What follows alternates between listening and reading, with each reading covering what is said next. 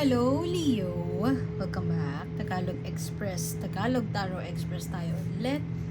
Salamat sa pagbisita.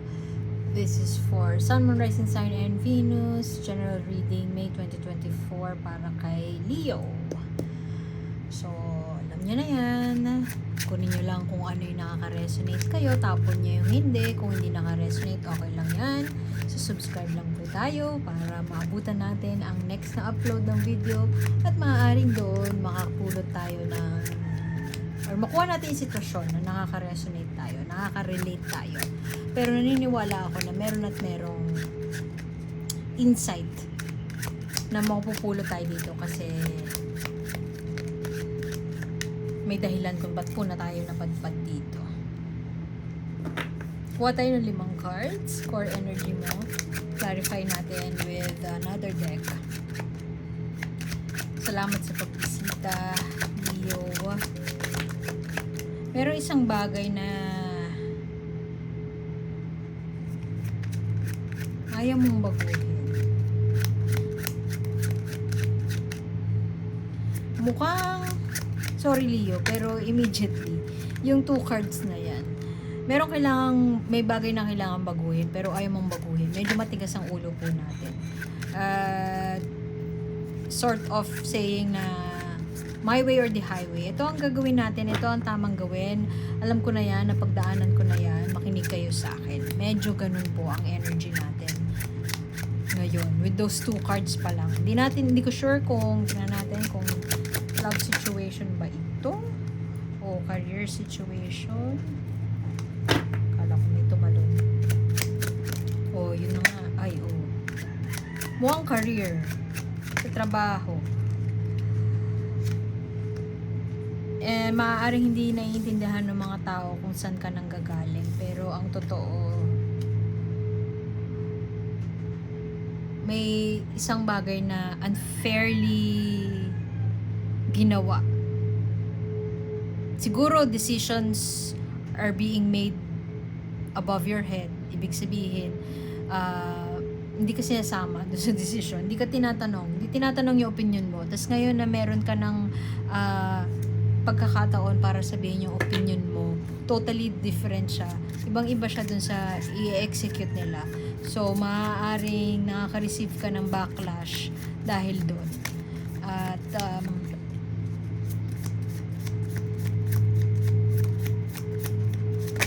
medyo merong major, big deal siya. Kasi, maaaring yung ginawa nila is nakasakit sa'yo na hindi mo alam. Mukhang yun, grupo. Siguro part of you si Leo na papansin mo na ibang-iba na yung naging direction ng company. Pwedeng mataas yung position mo dito sa company to, managerial role ka. Tapos, pwedeng nararamdaman mo na hindi ka napapakinggan or paulit-ulit ka nang sinasabi. At maraming hindi nakiki-cooperate. So, from there na-realize mo siguro, naisip mo ngayon na magkaiba na kayo ng values, ino-uphold na values ng company mo.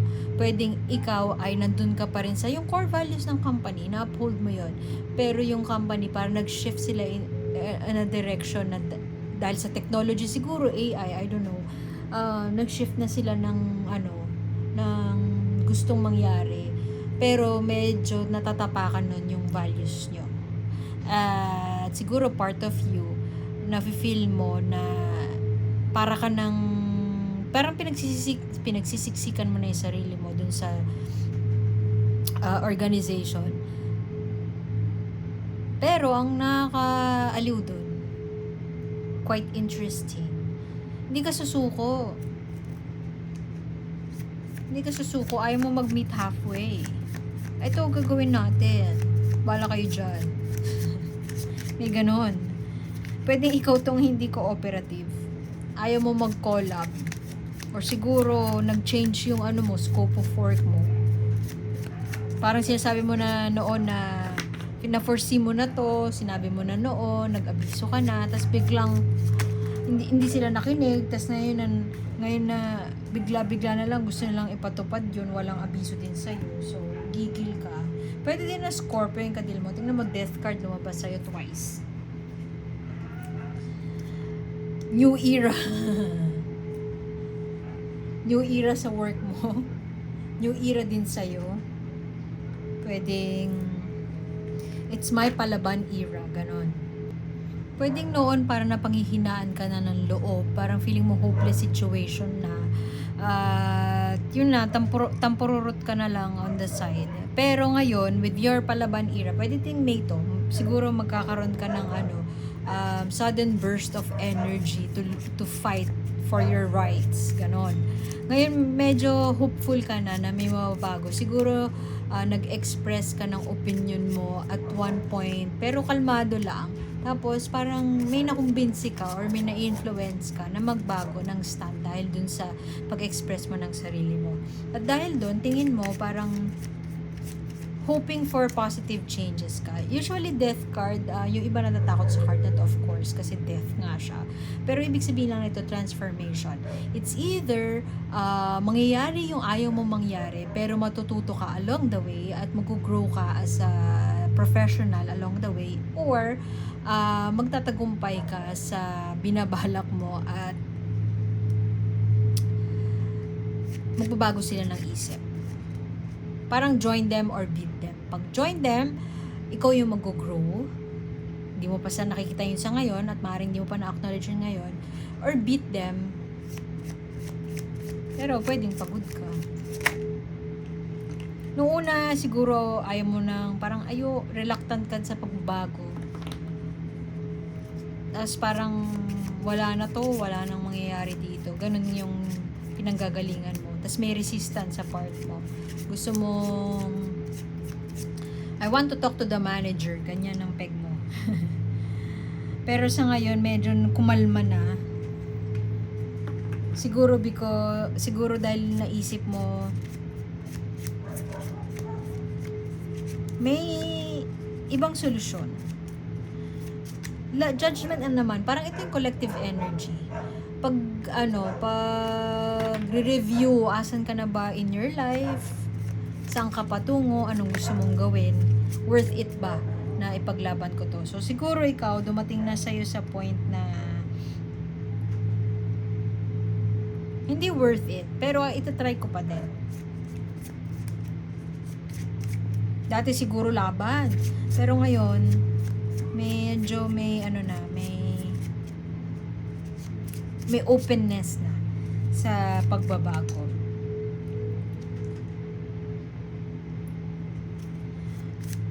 Making a decision.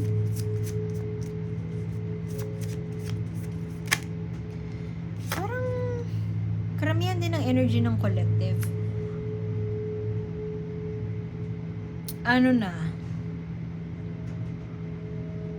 Gusto nang umalis sa kung nasaan sila ngayon.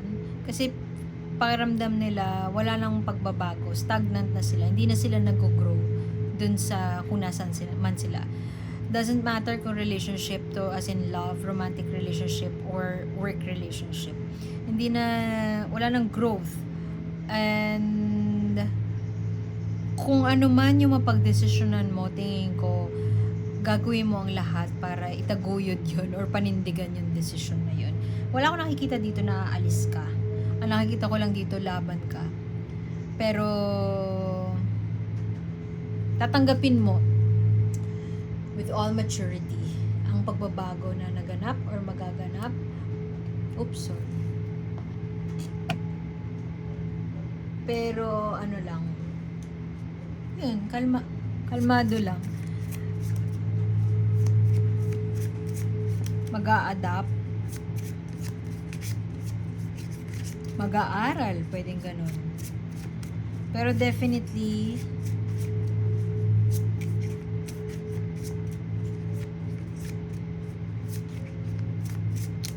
parang hindi ka magtatagumpay sa pag-influence sa kanila or pag-kumbinsi.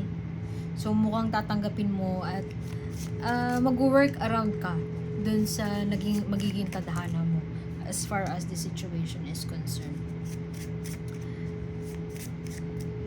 Alam mo yung mga tito na pag nagkukwento ng glorious past, ay dati kasi ganito.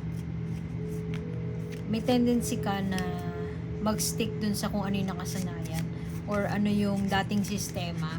So ngayon nung nagbago, siguro ang tagal mo na dyan sa kung work ito, ang tagal mo na dyan, tapos parang bakit drastic naman, bakit ganito yung mga ba't kailangan natin mag-lay off, or bakit kailangan nyo ako dagdagan ng trabaho, yung ganon. Hindi, for some time feeling mo hindi naman tama na magbago yung scope of work mo. Pero mukhang this May, meron kang parang change of mind. Mag-ano ka na lang. In it for the ride. Kasi wala akong nakikita na aalis ka.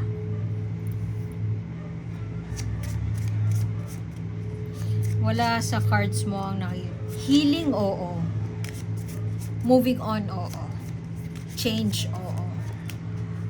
Pero alis, wala. Ka. May make or break moment daw. At yung make or break moment na yon, siya ang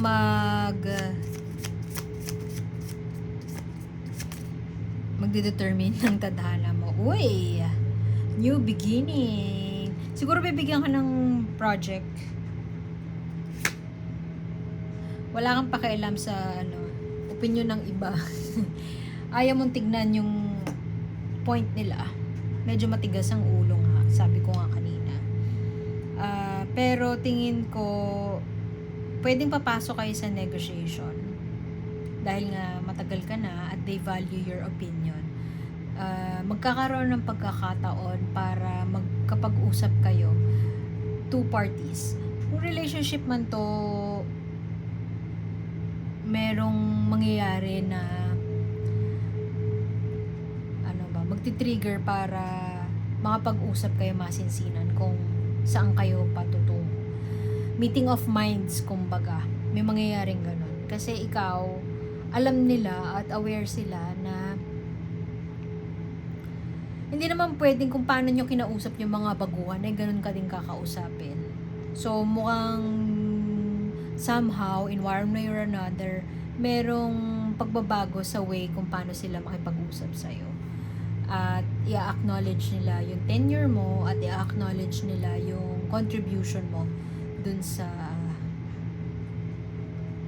organization. Pero mukhang hindi siya agad-agad. Medyo may hanging pa. Hanging period. May waiting period pa. And perhaps ingat ka doon sa waiting period na yun kasi may tendency na madaliin mo or may tendency na manugod ka. Kasi nga palaban era na eh. Manugod ka or yun, manugod ka. Uy! You might want to check out yung Virgo yata yun. Parang parehas kayo. Ano to?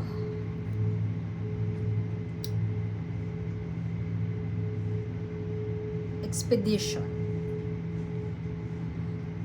Sa Virgo, sabi ko, chase the rabbit. Sa'yo, with all your cards, I feel that kapag napresentan ka ng opportunity, halimbawa, umalis na, take it. Go for an adventure. Go for an expedition.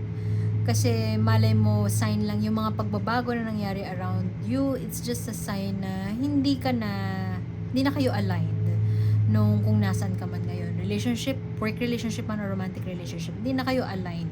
Hindi na kayo parehas ng pinaglalaban.